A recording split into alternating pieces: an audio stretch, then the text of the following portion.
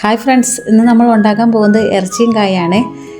ഞങ്ങൾ അങ്കമാലിക്കാരുടെ ഒരു പ്രത്യേക കറിയാണ് ഇറച്ചിയും കായും വെക്കുന്നത്. അത് എങ്ങനെയാണ് ഉണ്ടാക്കണമെന്ന് നോക്കിയാലോ.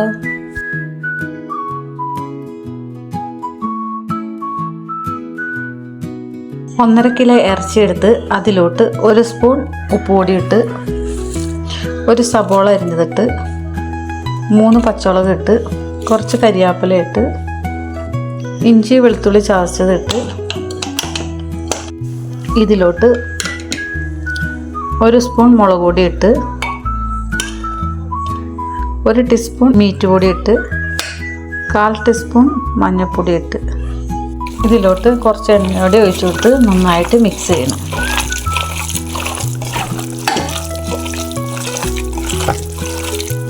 ഇത് നമുക്ക് അടുപ്പത്ത് വെച്ച് വേവിക്കാം. ഇതേ സമയം കായ അരിഞ്ഞത് തൊണ്ട് കളഞ്ഞ് 4ആക്കി കീറി നമുക്ക് വെള്ളത്തിലിടാം. 3/4 വേവാകുമ്പോൾ നമുക്ക് തൊണ്ട് കളഞ്ഞ കായ 4 എണ്ണം ഈ ഇറച്ചിലോട്ട് കഴുകിയിട്ട് കൊടുക്കുക. എന്നാലാണ് ഈ കായമേ നന്നായിട്ട് ഗ്രേവി പിടിച്ച് നെയ്യൊക്കെ പിടിച്ച് നല്ലതായിട്ട് വരത്തുള്ളൂ. 1.5 ടേബിൾ സ്പൂൺ മല്ലിപ്പൊടി, 1/4 ടീസ്പൂൺ മഞ്ഞൾപ്പൊടി, 1.5 ടീസ്പൂൺ മുളക് പൊടി, 1 ടീസ്പൂൺ ഗരം മസാലപ്പൊടി, 1 ടീസ്പൂൺ മീറ്റ് പൊടി. എണ്ണ ചൂടായതിന് ശേഷം നമുക്ക് അരിഞ്ഞു വെച്ച 1 സബോള ഇട്ട് കൊടുക്കാം. 2 പച്ചമുളക് ഇടാം. നിങ്ങൾക്ക് ആവശ്യത്തിന് പച്ചമുളക് ഇടാം. ഞാൻ 2 എരിവിനനുസരിച്ച് പച്ചമുളക് ഇടാം. കുറച്ച് കരിയാപ്പില ഇട്ട് കൊടുക്കാം. 1 മുഴുവൻ വെളുത്തുള്ളി ചതച്ചതും 1 ചെറിയ പീസ് ഇഞ്ചിയും ചതച്ചതും നമുക്ക് ഇട്ട് കൊടുക്കാം. നമുക്ക് നന്നായി വഴറ്റി കൊടുക്കാം.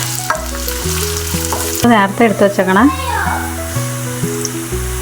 മസാലക്കൂട്ട് തൊട്ടിടാം.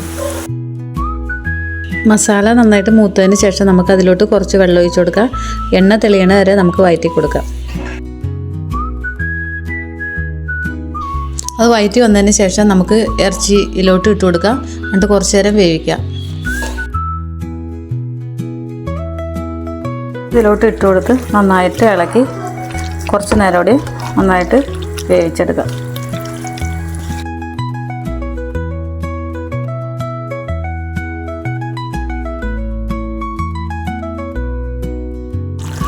ഇതിനോട് ചെറിയ കറുകപ്പട്ടയും 2 ഗ്രാമ്പും 1 ഏലക്കായ ഇട്ട് കൊടുത്തേക്കണേ.